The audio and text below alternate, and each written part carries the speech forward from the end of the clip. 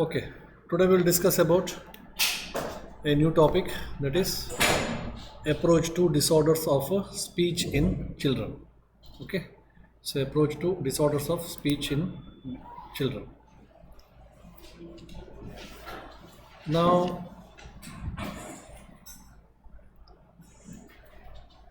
speech, when you consider, usually it is considered with the Vak Indriya. One of the Indriya, we have got Pancha Jnanendriyas and Pancha Karmendriyas. Vak, Pani, Payu, Pada, Upastha. These are the five Karmendriyas. So speech is basically considered under one of the Karmendriya. Okay. But in reality, speech is also related to the sensory aspects. कर्मेंद्रिय का मतलब हो गया कि motor functioning. Okay, but speech is equally related to sensory aspect also. Okay, so that we will discuss later. Now, when we talk language, speech and communication, these three are different, although they look each alike, but actually ये अलग है. What do you mean by language?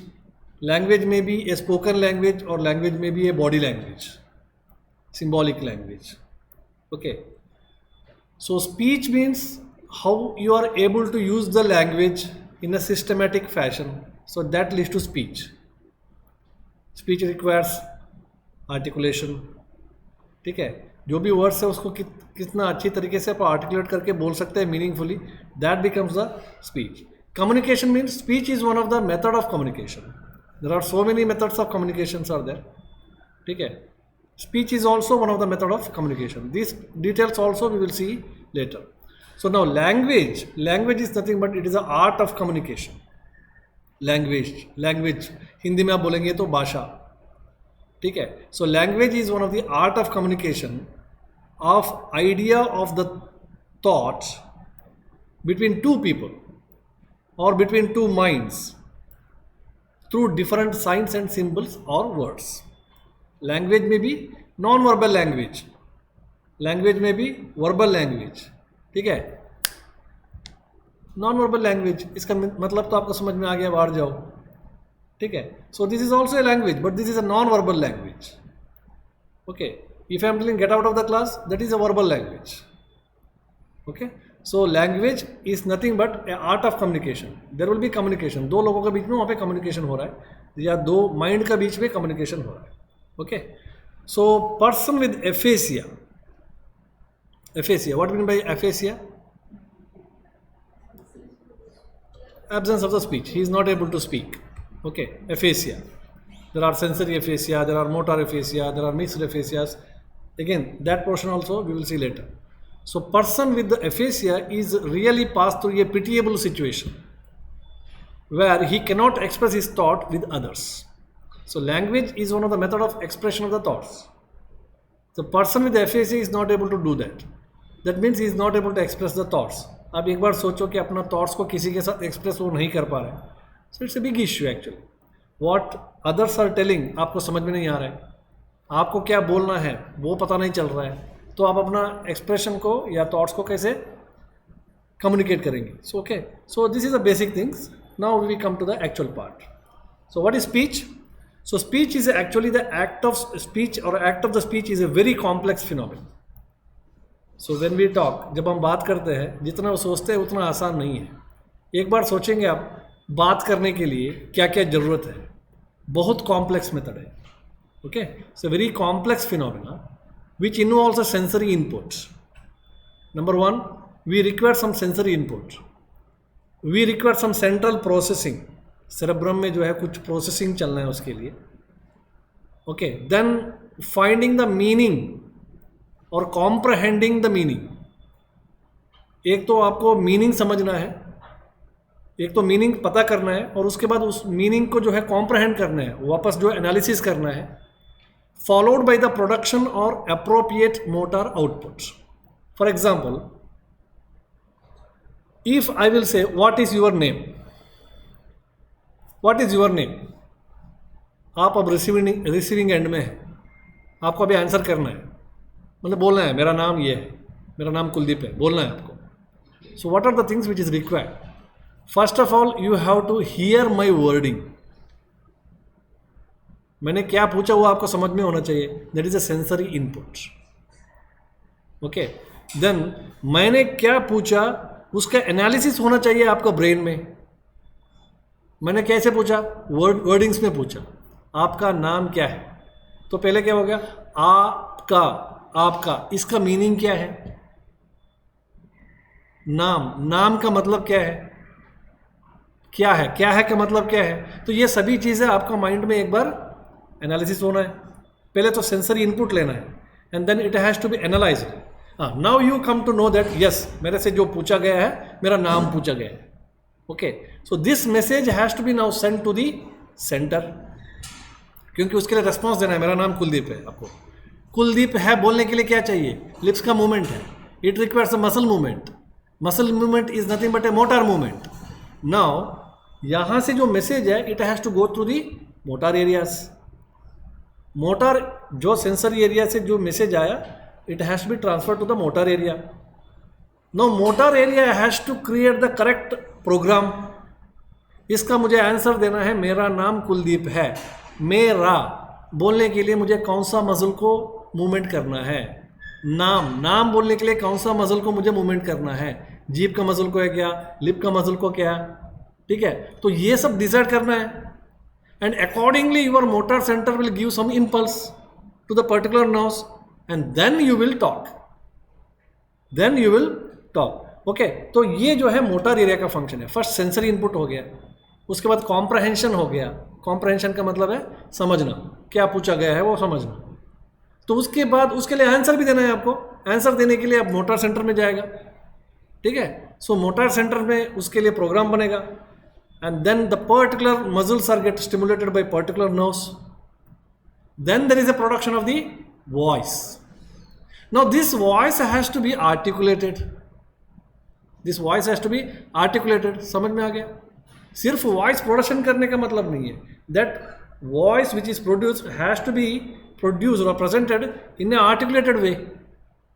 मेरा बोलने ऊपर नीचे जाएगा ना rhythm.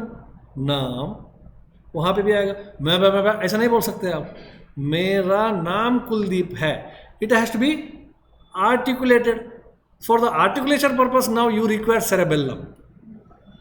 For the articulation purpose you require cerebellum. Cerebellum सभी मसल्स का मूवमेंट को आर्टिकुलेट करता है. समझ में आ गया? इसको फाइन ट्यूनिंग करता है.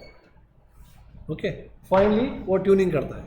For example, if I want to pick up this particular mouse, okay, now हमें क्या दिखता है कि मेरा ये वाला मसल्स काम कर रहा है इसको पिकअप करने के लिए. ठीक है, बट यहाँ पे दूसरा भी एक काम कर रहा है. वो क्या है कि मैं इसको पिकअप करने के लिए मेरा जो मसल है कितना मोमेंटम में यहाँ पे आना है. अगर मेरा मसल ऐसा आ गया तो मैं ओवरशूट करूँगा. ठीक है, अगर मसल का जो मूवमेंट आया वो कम आ गया तो अंडरशूट हो गया. तो यहाँ पे कितना वेलोसिटी से मुझे आना है, ये वेलोसिटी कैसे एडजस्टमेंट करना है, this is a work of cerebellum. Okay, equilibrium या पोस्चर को जो मेंटेन करता है cerebellum. Therefore when I am moving this muscle, यहाँ पे जब मैं मूव करता हूँ तो इसका स्पीड अलग है. इस ऑब्जेक्ट के पास मैं आता हूँ तो स्पीड अलग है. ये सब कौन कंट्रोल कर रहा है? Okay, so this is controlled by the cerebellum. The muscle power is produced by the cerebrum, motor center, but later its fine tuning is taken by the cerebellum. Similarly, when you are talking also, जब आप बात करते हैं तो उस time में भी same है.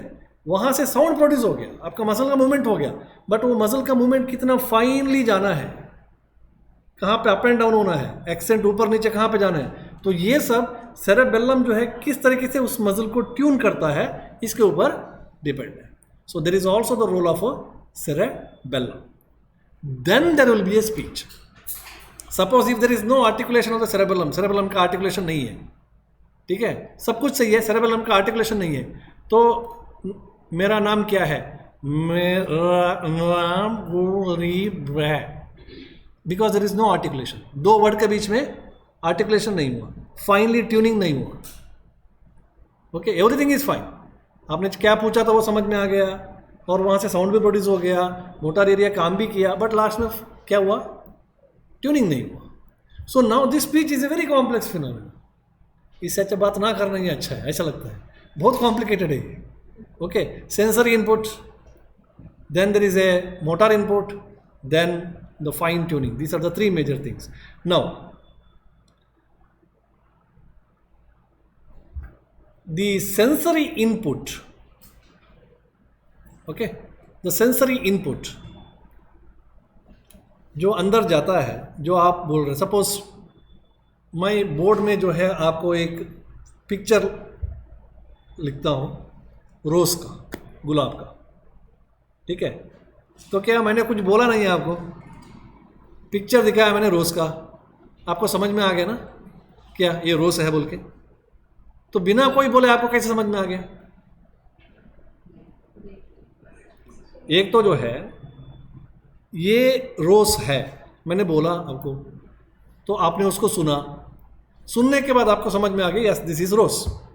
दूसरा मैंने पिक्चर दिखाया, पिक्चर देखे जो है आपको समझ में आ गया this is rose.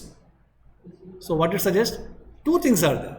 For the production of the voice or speech, two important sensations are there. जो sensory input का बात कर रहे हैं, there are two types of sensory input. One is auditory input and another one is visual input. Many things we can understand just by looking at it, picture books. Okay, so these are the two important sensory input for the speech. Smell से हो सकता है? नहीं हो सकता। कैसे होगा? Sensory input, मैं क्या पूछ रहा हूं, मैं एक्चुअली आपसे क्या क्वेश्चन पूछ रहा हूं, ये आपको स्मेल से पता चलेगा, टेस्ट से पता चलेगा, टच से पता चलेगा? नहीं, बट विजुअली और ऑडिटरी से आपको पता चलेगा। Got the point? So therefore these are the two important sensory inputs for the speech. One is visual and another one is auditory. Okay, these are the sensations. Now when these sensations goes inside, all the visual sensations goes to the visual cortex, visual sensory cortex. All the auditory sensations, they go to the auditory cortex, sensory cortex, auditory sensory cortex.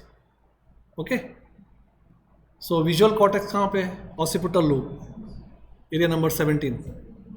ठीक है, similarly we have got auditory cortex, sensory cortex, that is present in the temporal lobe. Okay, temporal lobe. So these are the two important cortex areas for these sensations. Okay, so this is a sensory input. Now when any sensation goes inside, there are three important sub-centers are there. Three important sub-centers are there. One is primary auditory area. Suppose you are talking about auditory sensation. Primary auditory area. Secondary is secondary auditory area or secondary association area. Last one is tertial area. Last one is tertial area. So these are the three important centers which are present inside this auditory sensory cortex or visual sensory cortex. Okay, so now what is the role of these three centers? If you have studied पदार्थ विज्ञान पढ़े ना सभी लोग, उसमें first year में एक आता है षड्विध सन्निकर्ष. षड्विध सन्निकर्ष कौन कौन सा है? संयोग सन्निकर्ष, संयुक्त समवेत समवाय समकर्ष, देन लास्ट वाला जो है विशेषण विशेषण भाव. Okay, so what he says that in the first three he talk about शब्द एंड शब्दत्व. Last three he talks about रूप and रूपत्व.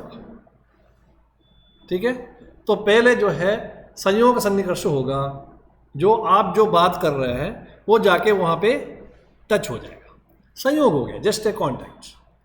And then the second stage ही सेज संयुक्त समवेश सन्निकर्ष, वेयर ही सेज शब्द का पता चलेगा. कौन सा शब्द है, क्या ये म्यूजिकल साउंड है, या बॉम्ब फटने का आवाज़ है, ठीक है, या कोई टीचर का आवाज़ है, आर्मी का आवाज़ है, या एनिमल का क्राई है. So this you identify. Some sound is coming, that much you will identify. Then you try to find out Shabdatva. What is the quality of the sound? What is the type of sound? Is it animal sound? Is it a human sound? Okay. So this is explained in Shadvida Sannikarshas. Okay. One of the sensory input is nothing but audition or auditory pathway here. You first take the three which is mentioned in Padartha Vidya, Shadvida Sannikarsha. Okay. So first any sound when it enter inside your sensory cortex के अंदर चला गया तो first वहां पे क्या है, primary auditory area is there. What is the function of primary auditory area? Primary auditory area only appreciate sound. कोई ना कोई एक साउंड आ गया, इतना ही उसका काम है.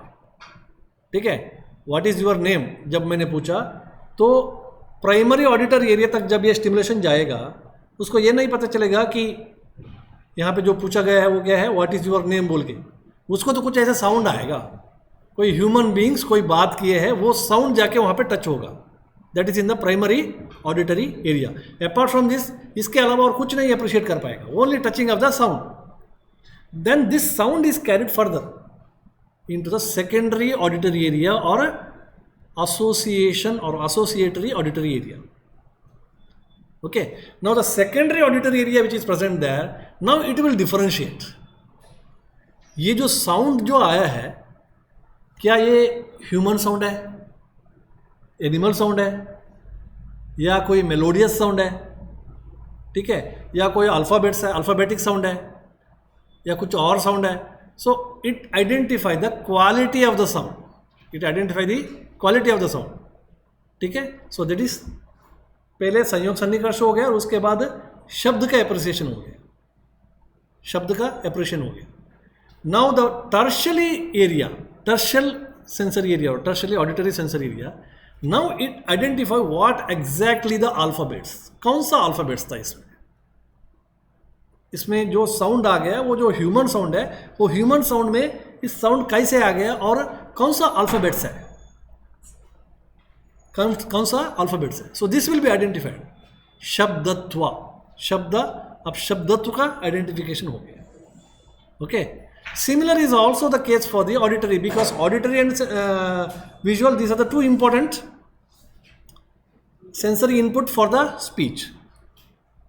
विजुअल में रूपा एंड रूपत्व. Suppose if I am drawing a picture of a rose in the board,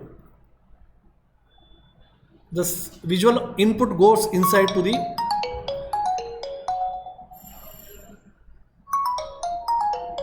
primary auditory area.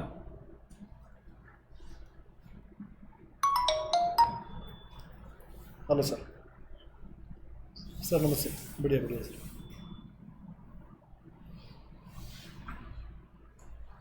किस चीज़ का जरा?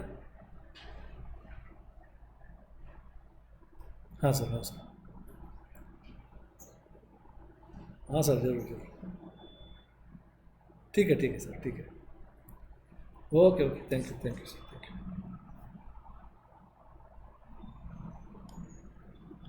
Okay. So now similarly is the case with the visual. Okay. So रूपा एंड रूपत्व. So when I draw a picture of the rose, what is the function of primary visual area? कुछ ऐसी वहाँ पे रेखा है, ऐसा कुछ उसको पता चलता है. ठीक है. एग्जैक्टली ये क्या है उसको समझ में नहीं आएगा. Okay. So what is the function of the secondary visual area? It identify the colours and shape, counter etcetera, and a image will come to the mind कि हाँ ये देखने में तो रोज जैसा दिखता है. ठीक है. ये सेकेंडरी विजुअल एरिया का फंक्शन है. Tertiary visual area will now से yes, this is a picture of the rose. So like this, the appreciation of the knowledge takes place in steps. इसी को बताया षड्विध सन्निकर्ष, nothing else. रूपा and रूपत्व, शब्द and शब्दत्व. Now there is one more important thing. When it comes to the tertiary areas, it may be auditory or it may be visual. Tertiary areas, one more important thing will come. Tertiary area में क्या है कि उसको पता चल गया कि ये इसका इमेज है.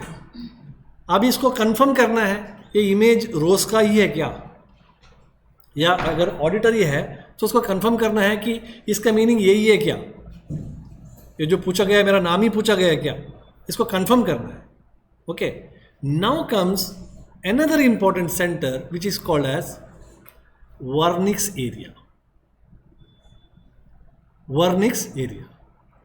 Okay, so Vernix area is nothing but a sensory area present in the temporal lobe, and Vernix area is considered as a mental dictionary. It is considered as a mental dictionary. So no, tertiary area, tertiary visual और tertiary auditory area, जब उसको ये पता चला कि हाँ ये देखने में ये रोज जैसा है, शायद ये रोसी है, ठीक है, ये कंफर्म करने से पहले what tertiary area will do is it will ask the Vernix area. It will ask the Vernix area कि जो मैं सोच रहा हूँ ये सही है क्या. Now Vernix area will give the clear cut idea. Okay, how Vernix area will give the clear cut idea based on the previous experiences. Okay, आपने पहले भी रोज को देखे हैं और आपको पता है रोज कैसा है, और ये जो मेमोरी है आपका Vernix एरिया में फीडेड है. This memory is feeded in the Vernix area already, therefore we will call it as mental dictionary. So जब टर्शियरी एरिया जाके उससे पूछेगा कि क्या ये रोज ही है क्या, based on the previous experiences, now Vernix area will give the verdict, yes, this is rose. Suppose a person who has not seen the rose at all, just imagine, rose को वो अभी तक देखा ही नहीं है, इसका मतलब क्या है, उसका Vernix area में उसका कोई पास्ट एक्सपीरियंस नहीं है. तो टर्शियल एरिया पूछने के बाद भी जो है आपका Vernix एरिया बोल नहीं पाएगा, क्योंकि उसने अभी तक कुछ देखा ही नहीं है ना. बहुत बार ऐसा होता है कि हमने अभी तक जो देखे नहीं है वो हमें पता है देखने में ऐसा है ऐसा ऐसा है, बट उसका नाम हमें पता नहीं है, बिकॉज पहली बार हम देख रहे हैं. So Vernix area, all the experiences, previous experiences are there in the Vernix area. Based on that experience Vernix area will give the verdict, yes this is like that. जब मैं पूछता हूँ, नाम पूछता हूँ, Vernix एरिया को पता है कि ये वाला जो अल्फ़ाबेट इस तरीके से अगर आया तो इसका मीनिंग क्या है, नाम है, ठीक है, एन ए एम ई, ये 4 अल्फ़ाबेट अगर आ गए तो इसका मतलब है नेम है, ठीक है. तो ये ऑडिटरी सेंसेशन वहाँ पे जाता है. Got the point. So this is a basic thing, this is a basic thing. So दी, धृति एंड स्मृति. Okay, again one more thing is there, दी, धृति एंड स्मृति. व्हाट इज धी? व्हाट इज धृति? धृति ही नियमात्मक. स्मृति? So now again these three things will going to act here also. The first center, it will help for the determination. Okay. Second center और ज़्यादा क्लियर करता है, और लास्ट स्मृति क्या करता है, क्लियर कट नॉलेज आपको देगा. Therefore he says दी, धृति, स्मृति विभ्रंशम कर्मवत कृते अशुभम प्रज्ञा अपराधम तम विद्या. जब ये 3 का बीच का जो एक बैलेंस है, जब ये बिगड़ जाता है तो आप गलत काम कर देते. ओके, सो दी, धृति, स्मृति is present in each and every neuron of the brain. ठीक है, हर जगह में, हर सेंटर में है वो.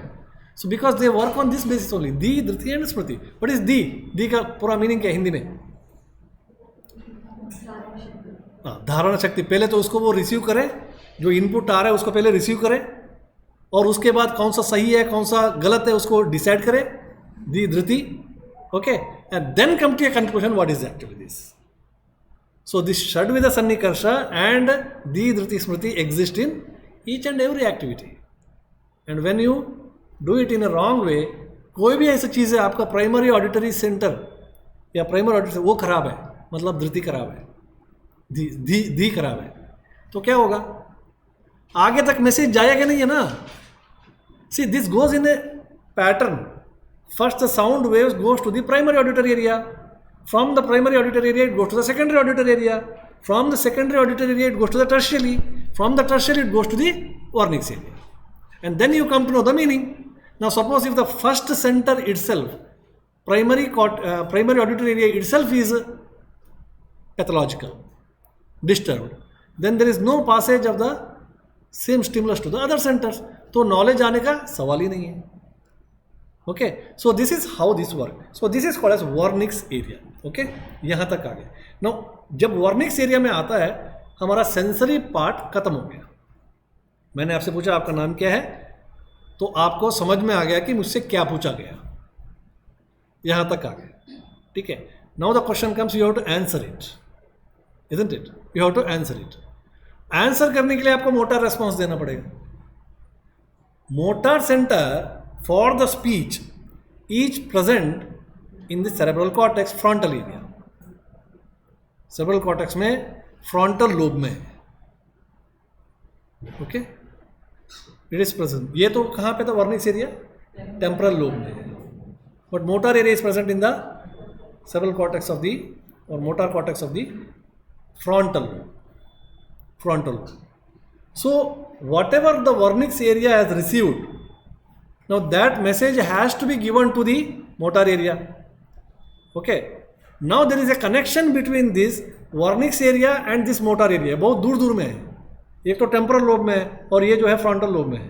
There is a connection between this Wernicke's area and this frontal area, and these fibers are called as arcuate fibers. The one which connects these two, they are called as arcuate fibers. Okay. Now sensory का काम हो गया. अब उसको बोलना है मेरा नाम कुलदीप है, उसको बोलना है. बोलने के लिए उसका ब्रोडकास्ट सेंटर काम करना है. अब ब्रोडकास्ट सेंटर को ये मैसेज मिल गया कि आपको बोलना है, माने आपको बोलना है कि मेरा नाम कुलदीप है, ये बोलना है. ये मैसेज मिल गया ब्रोडकास्ट सेंटर को. Now how the broadcast center will work? Broadcast center is present in frontal lobe, superior part में है, superior posterior part में है. Okay. Now it's a motor area. Wernicke's is a sensory area, but this is a motor area. Now motor area is always under the control of primary motor area. ठीक है, पूरा motor area के लिए एक boss है ऊपर. ठीक है, तो वहाँ से आता है उसको सिग्नल्स. ठीक है, pre motor area, primary motor areas etcetera is there. Then motor area is also under the control of basal ganglia. Motor area is also under the control of basal ganglia. ठीक है. Now the message is come to the Broca's area. From the Broca's areas वो सीधा refer करता है उसको primary motor centre को. मुझे ये मैसेज आया है, अभी मुझे बोलना है मेरा नाम कुलदीप है. इसके लिए जो भी तैयारियां आप करें, नोट शीट चला दिया उसने, नोट शीट चला दिया उसने. ठीक है. Now the primary motor centre और area that will do the particular programming. ठीक है. ओके, मेरा नाम कुलदीप बोलना है तो मुझे कौन सा मसल को मूवमेंट करना है, इस मसल को मूवमेंट कराने के लिए मुझे कौन सा नर्व को स्टिमुलेट करना है, इसका रिलेटेड न्यूरॉन्स कौन सा है, इसको वो स्टिमुलेट करना शुरू कर देता है. ओके, प्रोग्रामिंग, अलग अलग प्रोग्रामिंग होता है, तो वो प्रोग्रामिंग शुरू हो जाता है. Okay, so when this happens, primary motor area send the programme to the Broca's area. Broca's area को भेज रहा है, आपको जो है ऐसे ऐसे करना है, प्रोग्रामिंग करना है, ये न्यूरॉन्स को आपको स्टिमुलेट करना है, ये नर्व को स्टिमुलेट करना है. No, before stimulating that, Broca's centre है ना, वो एक बात पूछ लेता है अपना बॉस से. कहीं गलती हो गई तो बॉस को ऊपर डाल सकते हैं ना बाद में, क्या है कि हम इसको कर सकते हैं कि नहीं. ठीक है, हम इसको कर सकते हैं कि नहीं. What is that boss? Basal ganglia. Boss is called as basal ganglia. All the actions of the body are controlled by basal ganglia. Basal ganglia जहाँ पे थैलामस, हाइपोथैलामस, बहुत सारे न्यूक्लियस है. ओके, सपोज मैं हमेशा एग्जांपल देता हूँ. कोई टीचर आपको डांट लेता है, टीचर आपको डांट लेता है. ठीक है, आपको गुस्सा आता है बहुत, आपको लगे कि अभी आज जो है इसका पूरा निकाल दें. ठीक है. सो क्या है, आपका मोटार सेंटर ने डिसाइड कर लिया अभी आज भी हम भी जो है वापस बोलेंगे इसको, बहुत ज़्यादा उछलता है, आज भी हम भी. आपने डिसाइड कर लिया, that means you have that centre has responded for that. ठीक है. तो प्राइमरी मोटर एरिया जो है वो मैसेज भेज दिया, प्रोग्राम भेज दिया कि हाथ उठाओ, हाथ उठाओ, ये प्रोग्राम भेज दिया उसने, ठीक है, आप हाथ उठाने के लिए तैयार है, बट जो भी सेंटर्स है वो अपना काम एग्जीक्यूट करने से पहले एक बार बेसल गैंग्ले से पूछ लेते हैं, ठीक है। जब जाके बेसल गैंग्ले से पूछा, बेसल गैंग्ले ने क्या बोला, पागल 3 साल गुजारने यहाँ पे। जब जाते वक्त बोल के जाओ ना, अब क्या बोलते हो, जब एग्जाम खत्म होने के बाद जो तुमको सुनाना है सुना के जाओ, अब हाथ नीचे करो, हाथ नीचे, ठीक है। So this is what exactly happen, this is the function of the basal ganglia. Each and every function of the body is under the supervision of basal ganglia. Basal ganglia is a very important master mind. Another example is, बहुत बार जो है आपको किसी को देखे flying kiss सब देने का ये हो जाता है, तो अगर कोई देखते हैं तो हाथ यहाँ तक आता है, उसके बाद आप रोक लेते हैं, ठीक है। बेसल गैंग्लिया ने बोल दिया ये करना सही नहीं है, ठीक है। So this are some of the examples to understand, ठीक है। So here also now Broca's area received the signal, that signal send to the primary cortex area. Primary cortex area से मैसेज आ गया, चलो आगे बढ़ो। फिर भी जो है ब्रोकास एरिया क्या करता है, पहले एक बार बेसल गैंग्लिया से पूछता है, और बेसल गैंग्लिया जो है अगर ओके कर दिया, so then it will proceed further, and basal ganglia से no, then it stops there only. So now once the basal ganglia give the green signal, then the Broca's area give the impulses to the particular muscles through the neurons or nerves, and उसके बाद आप बोलोगे मेरा नाम कुलदीप है। जब आप बोलेंगे कि मेरा नाम कुलदीप है, आप उसको मोनोटोनसली बोल सकते हैं, मेरा नाम कुलदीप, ऐसे भी बोल सकते हैं, मेरा नाम कुलदीप है, ऐसे भी बोल सकते हैं। How it is possible, because of tuning, ठीक है। आपने आर्टिकुलेशन कर दिया, ट्यूनिंग, सेरेबेलम ने वहाँ पे काम किया। अगर सेरेबेलम ने काम नहीं किया होगा तो वो आर्टिकुलेशन नहीं बनता एक, और वो जो है एक्सेंट नहीं बनता, ओके। सो दिस इज एक टोटली एक complex mechanism speech, okay. So now what is important, one is 3 important areas, primary, secondary and tertiary auditory and visual areas. Then comes Wernicke's area, then comes arcuate fibers, then comes Broca's area, then comes higher center, primary motor center or area, then comes basal ganglion, then again Broca's area, and through that cerebellum, okay, and then you have the speech, okay. So इतना सारा चीज़ हो जाता है। आपका नाम क्या है, मेरा नाम कुलदीप है, इतना बोलने में इतना सारी चीज़ हो जाता है। It is happening in microseconds. Okay, now suppose if there is problem in the first area, primary visual area or primary auditory area, secondary visual area and secondary auditory area, बाकी सब नॉर्मल है, यहाँ पे problem है, क्या होगा, कुछ भी नहीं पता चलेगा आपको, है ना, कि क्योंकि आपका रिसीविंग ही सही नहीं है, रिसेप्शन ही सही नहीं है। मतलब जब कोई आता है रिसेप्शन होने, है ना, रिसेप्शनिस्ट ही अगर सही नहीं है, आपको पता ही नहीं है बिल्डिंग के अंदर कहाँ जाना है, यू डोंट नो, ठीक है। अगर रिसेप्शनिस्ट सही है, आपको अटेंड करती है, तो बोल सकते हैं यहाँ पे फर्स्ट फ्लोर में जाओ, सेकंड फ्लोर में जाओ, तो वहाँ पे रिसेप्शनिस्ट ही सही नहीं है, ठीक है। So this one problem. Second, the problem में be there in the Wernicke's area, ये तीनों सेंटर में प्रॉब्लम हो सकता है। देन देयर में be problem in the Wernicke's area, सब कुछ सही है बट वर्निक्स एरिया में प्रॉब्लम है। वर्निक्स एरिया जो है आपको सही से गाइड नहीं कर रहा है। इसका मीनिंग क्या है, जब आप पूछता है टर्शियल एरिया, तो Wernicke's area is not able to answer because it is disease to some of the condition. Then also you will not able to talk. Same is also for the visual, visual में भी same होता है, ठीक है। So this is one area. Now if the reception is wrong, reception is not proper and Wernicke's area is proper, not proper, then also you are not able to talk. This type of problem is called as, इसकी वजह से जब आप बात नहीं कर पाते क्योंकि आपको सुना ही, मैंने आप समझे नहीं कि मैंने क्या पूछा, ठीक है, इसलिए आप नहीं बोल रहे कि मेरा नाम कुलदीप है, ठीक है। This type of problem is called as sensory aphasia. The problem is there with the sensation receiving, you are not able to receive the sensation. So this is called as sensory aphasia. Aphasia means absence of the speech. Aphasia means absence of the speech. Sensory aphasia. Okay?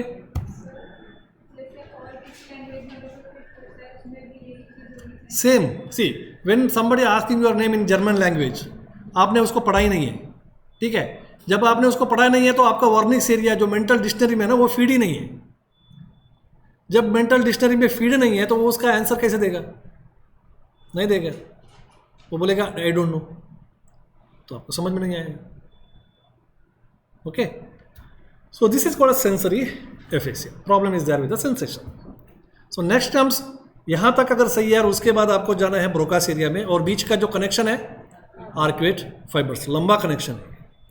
Now the problem may be there in this particular connection. Connection में problem है, sensory area सही है, उधर से motor area भी सही है, और बीच में जो बोल लेके जाने वाला है ना, this connection is problematic. Again you are not able to understand the speech, but here you are not able to spoke, but आपको समझ में आता है। आर्क्वेट फाइबर में अगर आपको प्रॉब्लम है तो आपको पता है मुझे मेरा नाम कुलदीप बोल के मुझे बोलना है, बट आप बोल नहीं पाते, क्योंकि आपका जो मैसेज है वो मोटर सेंटर तक पहुंचा नहीं है। आपका एप्रहेंशन सही हुआ है ना, सर ने क्या पूछा है वो आपका समझ में आ गया, मेरा नाम पूछा है, मुझे बोलना है मेरा नाम कुलदीप है, बट बोल नहीं पाएंगे, क्योंकि वहाँ से जो है मोटर सेंटर तक मैसेज गया नहीं है। बीच में जो आर्क्वेट फाइबर्स है दे आर ब्रोकन और they are damaged. Okay, so this is a problem which is coming in between. Now usually जब आर्क्वेट फाइबर्स को डैमेज होता है there will be lot of repetition, that we will discuss later, बाद में देखेंगे। Now come to the Broca's area. Broca's is a motor area. Now Wernicke's area is okay, arcuate fibre is okay. Arcuate area fibre के through Broca's area तक message आ गया, आपको ये बोलना है, but if the Broca's area is problematic, if the Broca's area is problematic, now you are not able to talk. ठीक है, पता है आपको क्या बोलना है, वही में होता है ना, आपको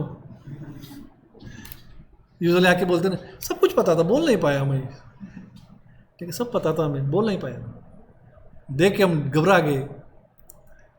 सो वहाँ पे क्या है कि आपका पूरा जो है ब्रोकास एरिया तक तो आ गया और ब्रोकास एरिया कुछ कर नहीं पाए। ठीक है, so when there is a problem in the Broca's area it leads to a aphasia, you are not able to talk, that leads to aphasia, and that aphasia is called as motor aphasia. Motor aphasia.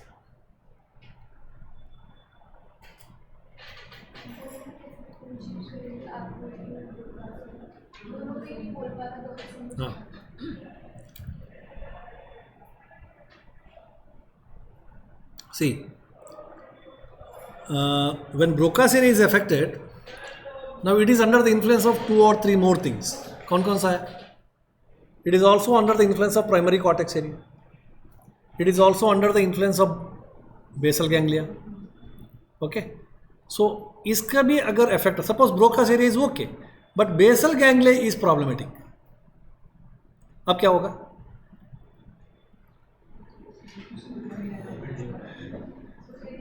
Basal ganglia में कुछ haemorrhage वगैरह हुआ है या compression वगैरह है, वो काम नहीं कर रहा है, so then it leads to irrelevant speech.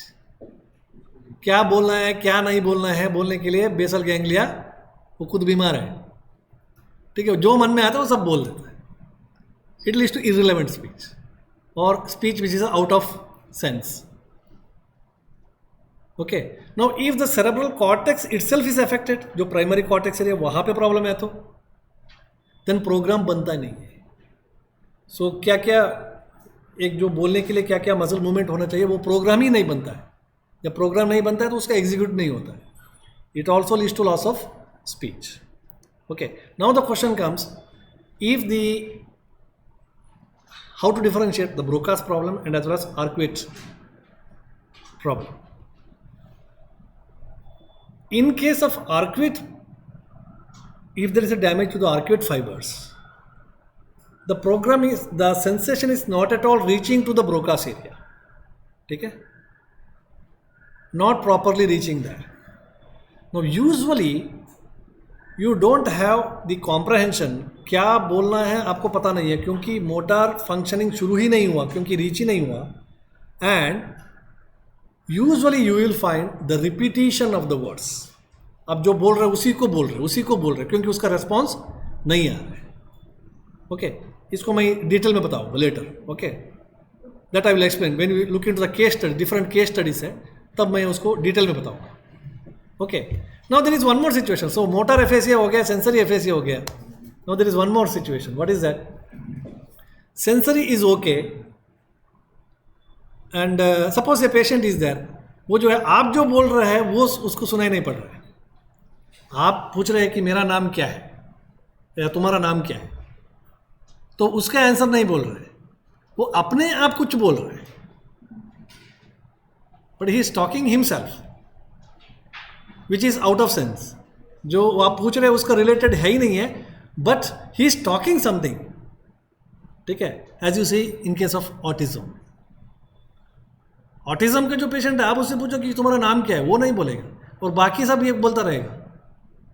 ठीक है, दैट मीन्स उसका सेंसरी पार्ट पूरा अफेक्टेड है, बट उसका मोटर पार्ट सही है. नाउ मोटर कॉर्टेक्स और Broca's area is working independently.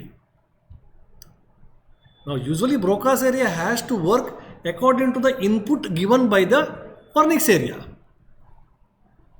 ठीक है, जब वर्निक्स एरिया से उसका जो इनपुट आ ही नहीं रहा है, तो ब्रोकास एरिया क्या करता है, वो अपना ही कुछ करना शुरू करता है अपने हिसाब से. Without any stimulation it will now start functioning, but it will function and there is also speech, but that speech is not relevant to the situation. What the point? आप जो पूछ रहे हैं उसके लिए आंसर नहीं बताएगा, अपने आप कुछ वो बोल रहा है. So this is problem.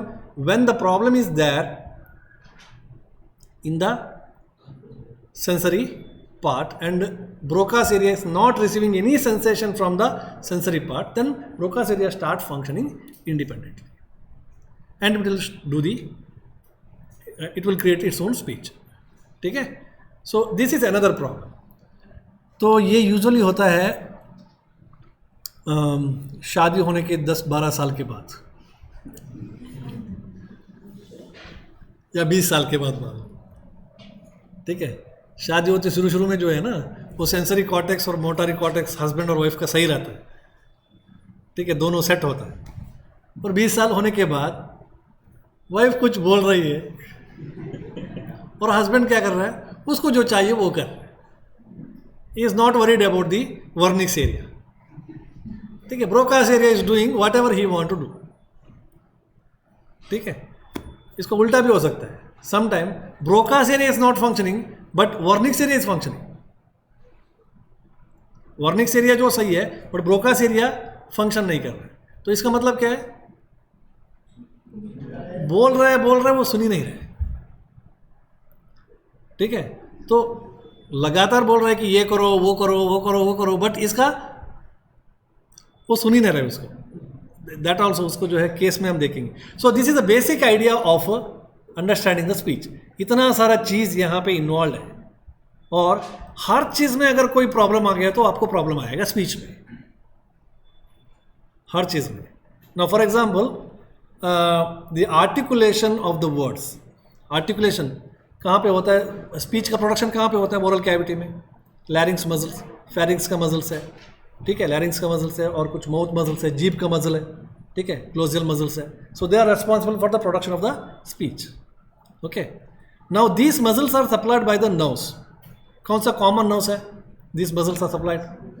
They are supplied with the glossopharyngeal, they are supplied with the facial, they are supplied with the hypoglossal, they are supplied with the vagus, larynx वाला area. They are also supplied with the spinal accessory. All this maximum cranial nerves, so they takes origin from the midbrain. Mid में.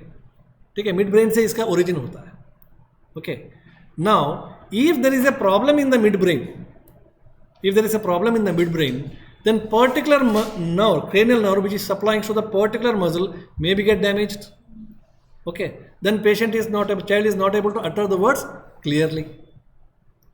Okay, now cranial nerves, I told cranial nerves when they comes, it has got two parts. One is upper motor neuron, another one is lower motor neuron part. Okay, suppose if I talk about glossopharyngeal nerve. Glossopharyngeal nerve start from the glossopharyngeal nucleus which is present in the midbrain. Midbrain में glossopharyngeal के लिए एक nucleus है और वहाँ से जो है glossopharyngeal nerve शुरू हो जाता है. ओके, और ये जो न्यूक्लियस है मिड ब्रेन में, ठीक है, और इसका कंट्रोल ऊपर से है।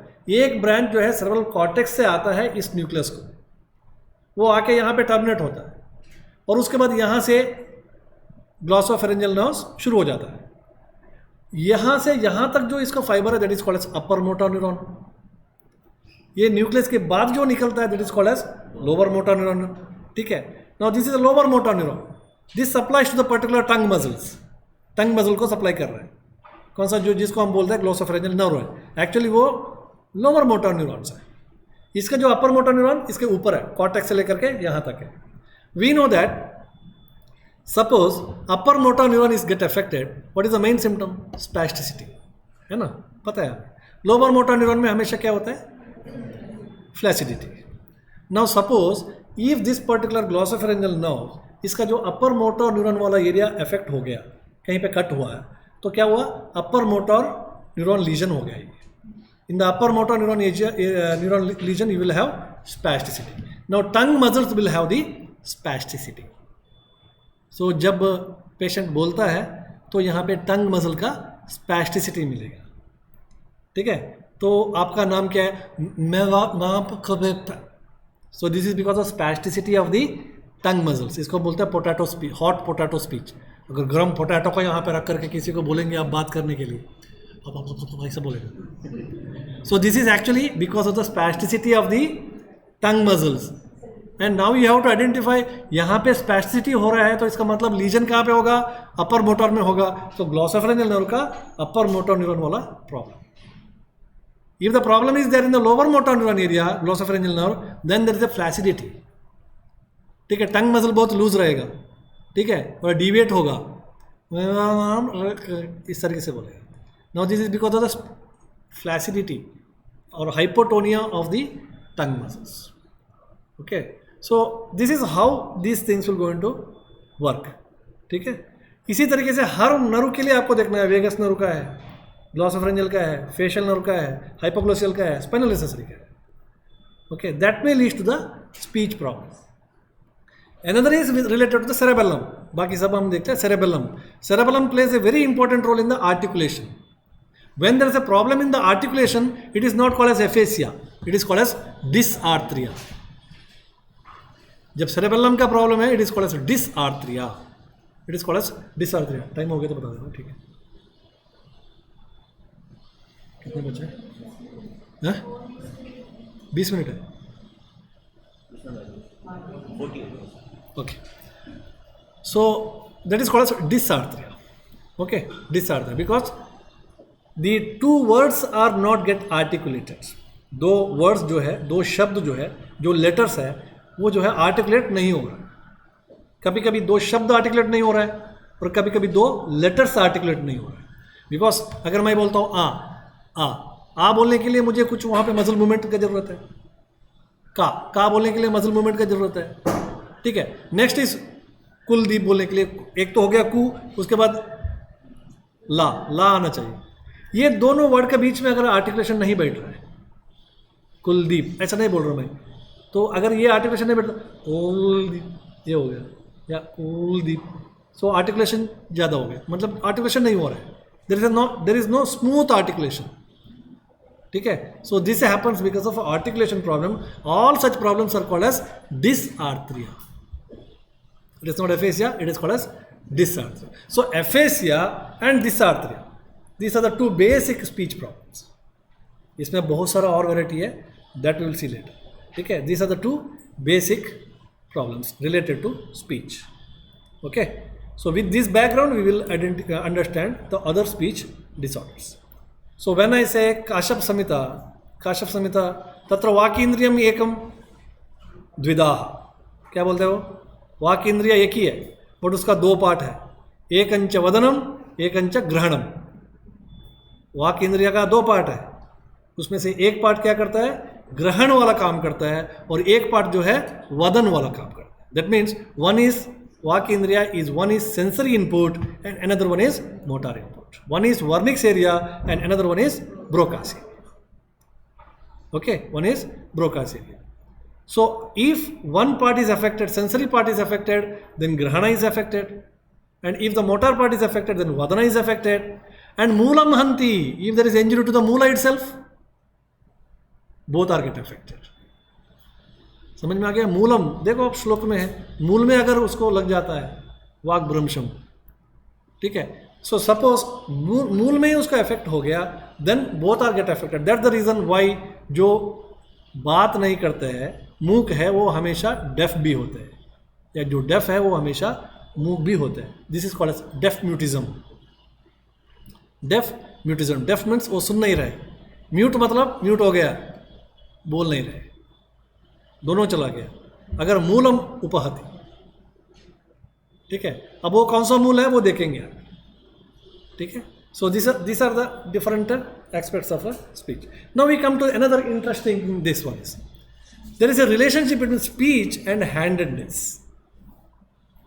ओके, हैंडेडनेस, राइट हैंडेड आदमी है आप, लेफ्ट हैंडेड आदमी है, ठीक है, तो लेफ्ट हैंडेड आदमी है तो कुछ लोग बोलते हैं उसका स्पीच अच्छा होता है, या राइट हैंडेड है तो उसका स्पीच थोड़ा कम है. Okay, so previously there is a lot of discussion on handedness. Okay, now what is that? In the left handed person, it is a left hemisphere itself in 70% of the cases, and in the right handed it is 30% of the cases. That means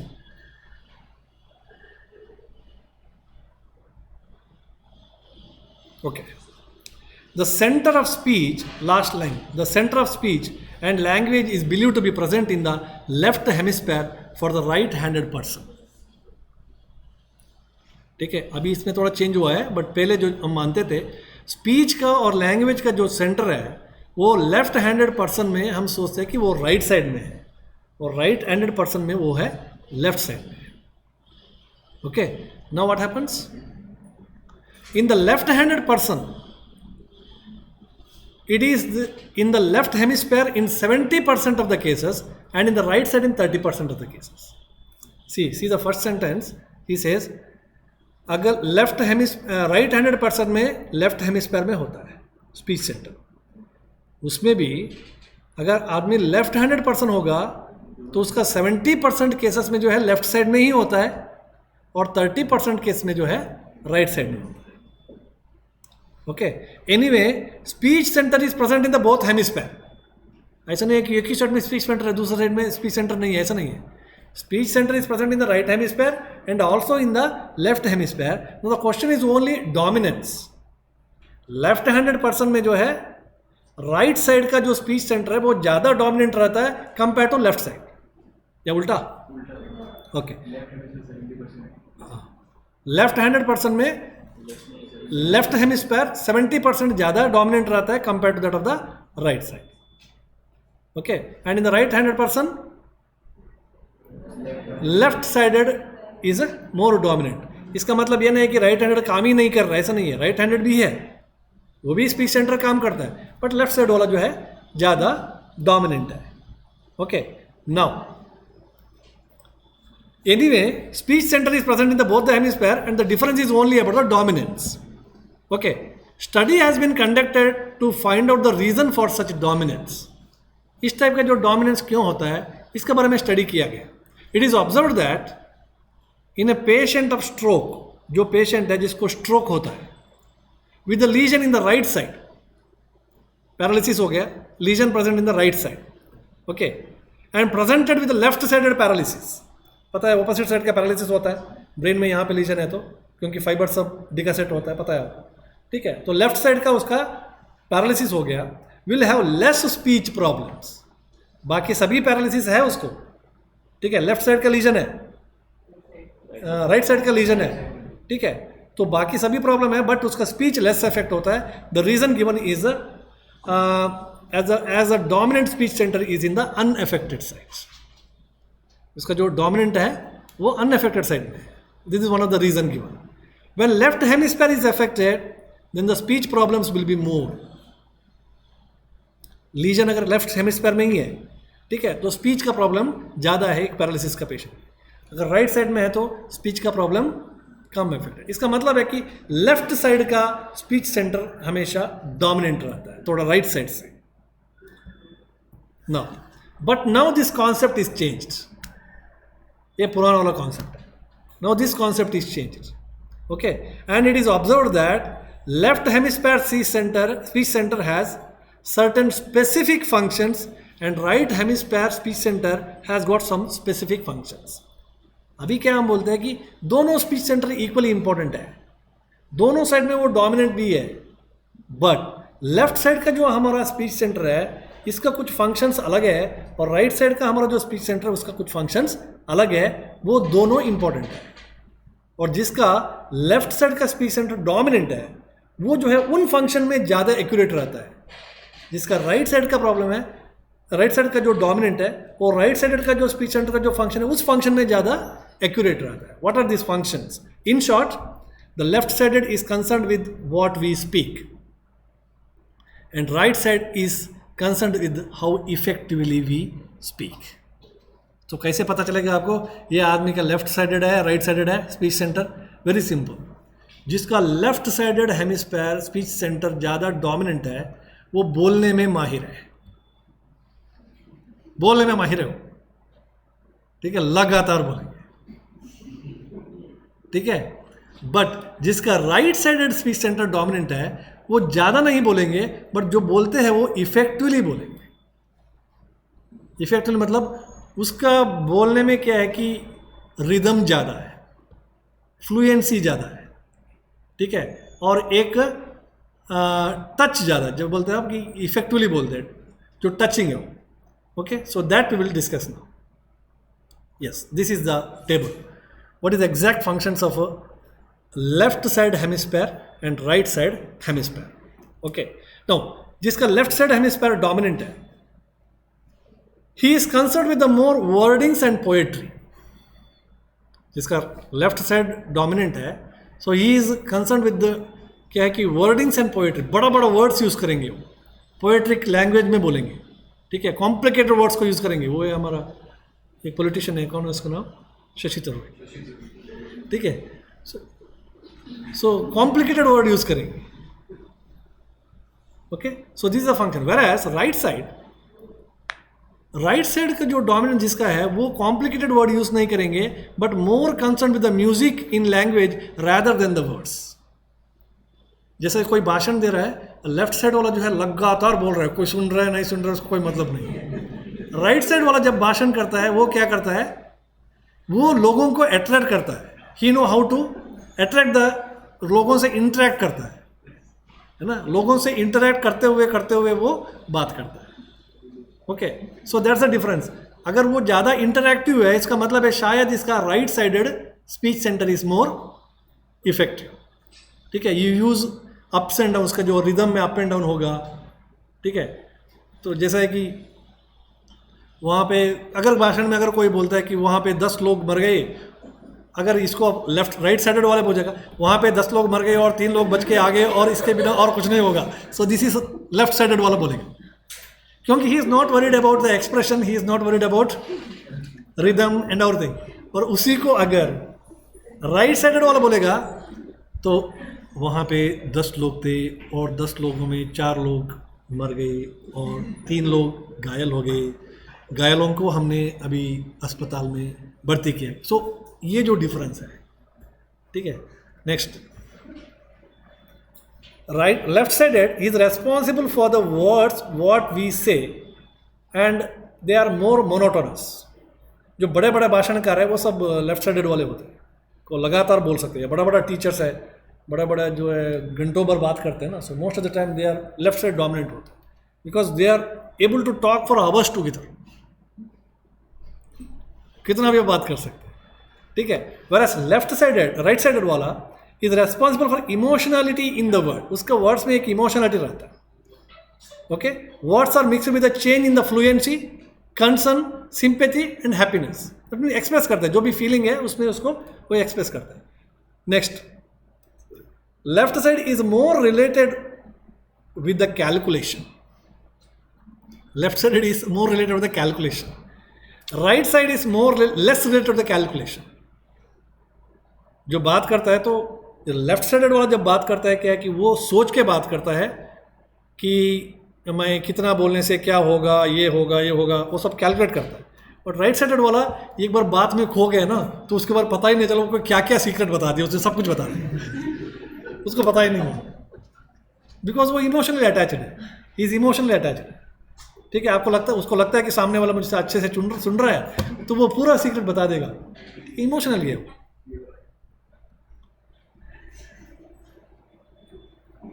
now very important is, जो left sided वाले होते हैं, left, they are very good in writing, they are very good in writing, they are very good in speaking, ठीक है, but dramatical जो चीज़ होता है, figure करना है, ठीक है, for example geometrical figures and drawing, they are very very poor. Drawing में वगैरह जो है they are very very poor, ठीक है, बट सिंपली ऐसे लिखना है कितना भी लिखेंगे, बोलना है कितना भी बोलेंगे। और कुछ जैसा पढ़ते हैं ना, कुछ लोग पढ़ते हैं कि नोट्स बना के पढ़ते हैं, और कुछ लोग जो है चार्ट बनाते हैं, टेबल्स बनाते हैं, और लेफ्ट साइडेड वाले ना वो लिखना पसंद करते हैं, टेबल चार्ट वगैरह नहीं बनाएंगे। राइट साइडेड वाले क्या करेंगे, इतना क्या पढ़ना है, इसको चार्ट बनाएंगे, है ना, इसको फ्लो चार्ट बनाएंगे, इस तरीके का मेंटालिटी होता है, ठीक है। जो राइट साइड लेफ्ट साइडेड वाले बोलते हैं कि चार्ट क्या बनाना है, तो लिख ही लेंगे उसको। They are very good in writing and speaking, whereas right side is very good in, more concerned with the geometrical figures and diagrams etc, and they are also very good in drawing में बहुत अच्छा होता है। Next, left side is most concerned with the verbal aspects and writing etc, मैंने बता दिया,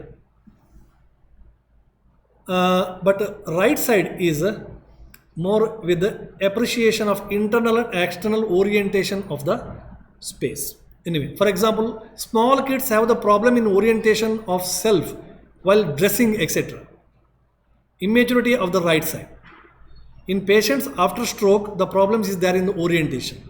Right side का अगर लीजन हो गया ना, पैरालिसिस हो गया, ठीक है, जो राइट साइड वाला जो प्रॉब्लम है, अगर वहाँ पे वो एरिया गया राइट साइड का, ओरिएंटेशन में प्रॉब्लम हो गया, उसके बाद उसको ड्रेस कैसे करना है, ड्रेस मैंने सही से किया है कि नहीं, तो ये सब उसको पता नहीं चलेगा, because right side is more with orientation. Simple इतना है कि लेफ्ट साइड वाले क्या है, कपड़ा पहनना चाहिए और कुछ नहीं, वो कैसा है, उसमें इस्त्री माने आयरन लगा हुआ है, क्या है, बटन ऊपर नीचे है, they are not worried.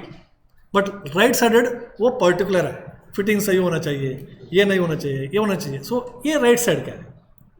Okay, so these are the differences between right sided hemisphere and left sided hemisphere. Latest है, पहले का जो क्या है कि जो ओपिनियन है वो अभी नहीं है, अभी है कि क्या है कि लेफ्ट हैंडेडनेस, राइट हैंडेडनेस और हेमिस्फेयर का डोमिनेंस, वो सब नहीं है अभी। अब दोनों साइड में आपका हेमिस्फेयर में जो है स्पीच सेंटर है, ठीक है, और जिसका लेफ्ट साइड का स्पीच सेंटर डोमिनेंट है वो इस टाइप का प्रॉपर्टी के साथ आएगा, जिसका राइट साइड का डोमिनेंस है, he will come up with this.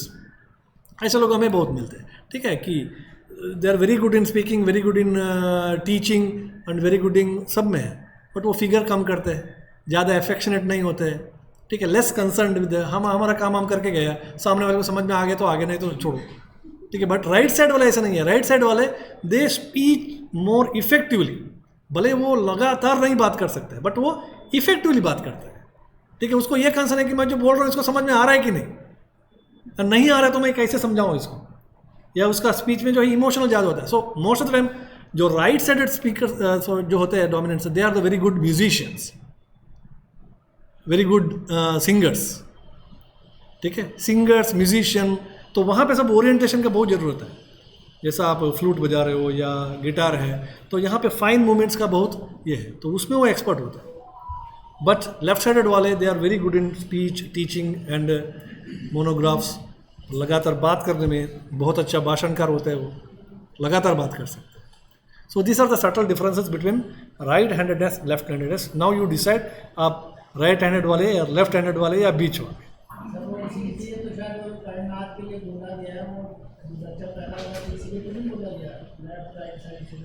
एक मिनट